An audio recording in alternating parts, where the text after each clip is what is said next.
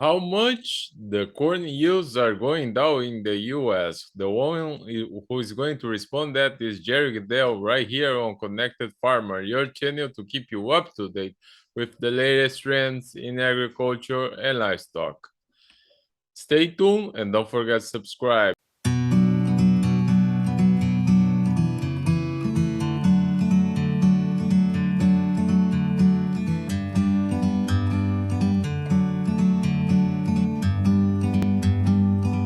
So Jerry, how are you today? So every mouth has the same words about the corn yields in the United States. How are you analyzing that at this time? Well, as we got the numbers out last Thursday and even on our wrap up a little bit last week, it was pretty impressive that, and to some extent, well due here. The South Dakota and Nebraska definitely had some issues. I think the same things happened in Kansas for sure, parts of Western Iowa. And the other feature that's been kind of surprising is that everybody thought the Eastern Corn Belt was bulletproof. And surprise, surprise, there's some dry spots. There's some issues about ear links, things of that nature, and that. But the corn really has taken the big highlights here, to say the least. Soybeans still some statistics out there that were kind of positive, but at the same time, August was really not a extremely positive month for a lot of moisture in all different places. Yes, in an opposite corner of the world, in the southern hemisphere, there is a quite different talk with Brazil having record second corn crop according to the current estimates. Yes, well, it's an interesting scenario in Brazil. After last year, I think there was plenty of acres out there to have a higher yield. It had some ups and downs on plantings. The weather was very extreme in February and early March, that type of thing.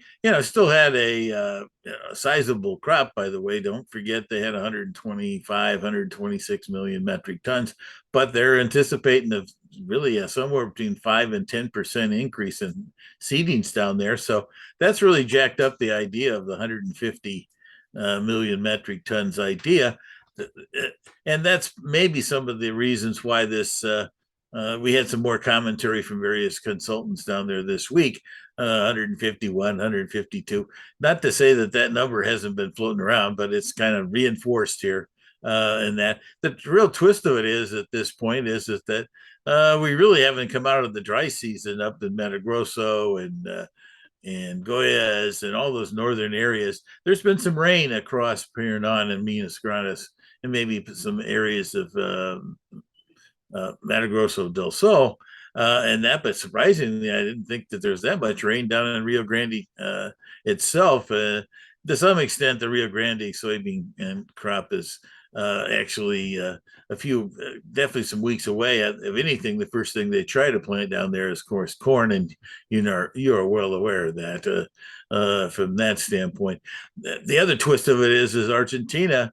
They were real dry, a lot of concerns. The wheat crop was under pressure, reduced seedings, things like that, and then turned around. And we did have a few showers, but I was just checking that yesterday, I think it was, and the last 2 or 3 weeks, it's turned back dry again, and some of the soil moisture is not the best. So I don't know where Argentina's how it's going to get off in its seedings and plantings for the row crops. At this point, we've got what we're going to be planted on winter wheat, though. Yes, and this week has ended with all other commodities going up, with corn, soybeans, and wheat going up. So, what do you think is the major push, especially for soybeans? I would think that is the Chinese demand. Well, yeah, exactly right. And the background this week, actually, I think since the August 23rd up through yesterday, we had like a 1.2 million metric tons of purchases. And then again today, we had a number that was up another 350,000, just under 400 thousand metric tons, and so we're definitely pushing towards the 1.7, and I think that's part of it. I think the other big feature of it was that yesterday we had a lot of macro theories going on here. Oh God Almighty, the world's interest rates are going up. The demand out of China is poor. This kind of stuff, but yet at the same time, we just talked about the fact that they were a buyer off and on for the last 10 days or more of a buyer of soybeans, and then this morning we had that particular purchase, and so I think that's what kind of spirited up beans, and to some extent there was a lot of, oh well, the one thing that happens in commodity prices is you go into a long weekend, you tend to end up having people deciding that they don't want to be involved. And I think that's what really happened yesterday, particularly with the technicals being shaky.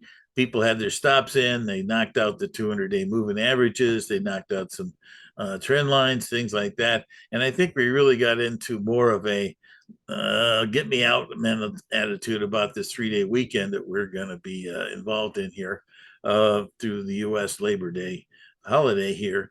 And so, but today, all of a sudden, everybody says, well, wait a second, these are pretty cheap prices. And I think that's part of what happened.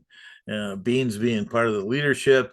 I think in the wheat side of things, in that there was, Russia's going to expand their exports, things like that. But I think the other key question is that the people looking around and say, golly, Oklahoma, Texas, more likely Kansas and Nebraska really is not going to have any tremendous amount of moisture. And the Southern Plains likes to get some plantings in beginning in the middle to the latter part of September, and that to get some growth on it.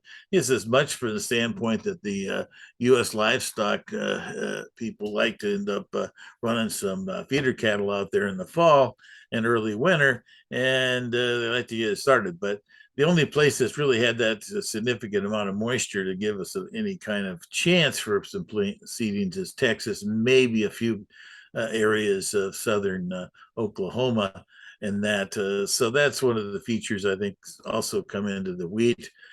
Corn at this point, its reaction I think was the fact that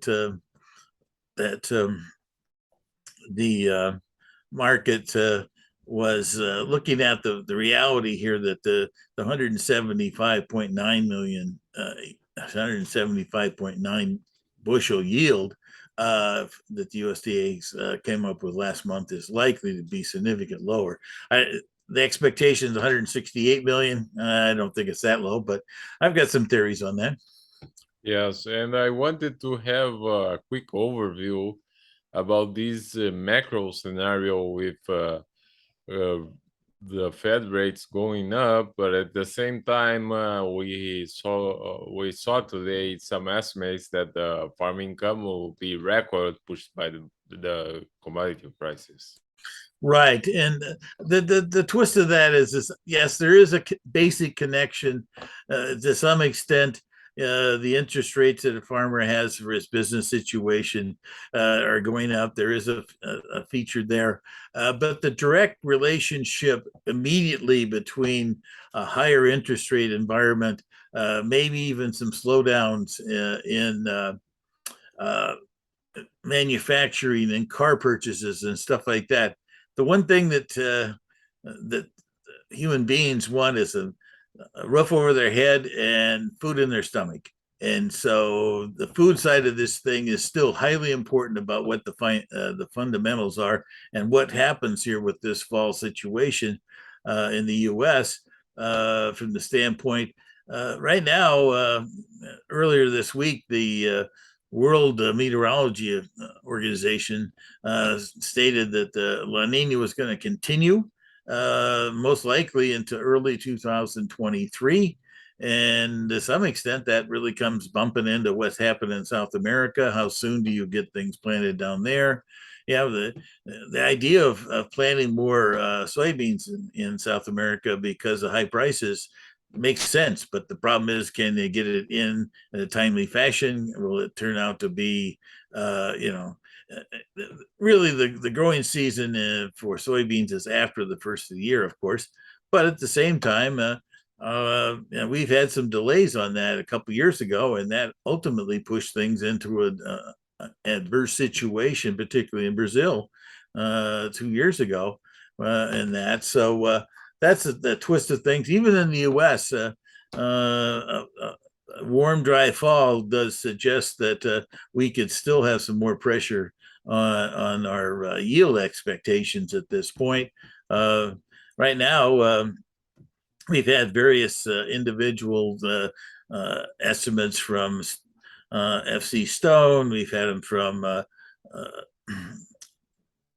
various other ones. They were 173 and a half, I think it was, in that. And there are a number of 51 bushels on beans. We've had two or three other prominent people out there putting those estimates out. At this point, the trade expectations will be coming out early next week with definitely something lower than the 175. We had this point. I guess the real question is how low are they going to take it down?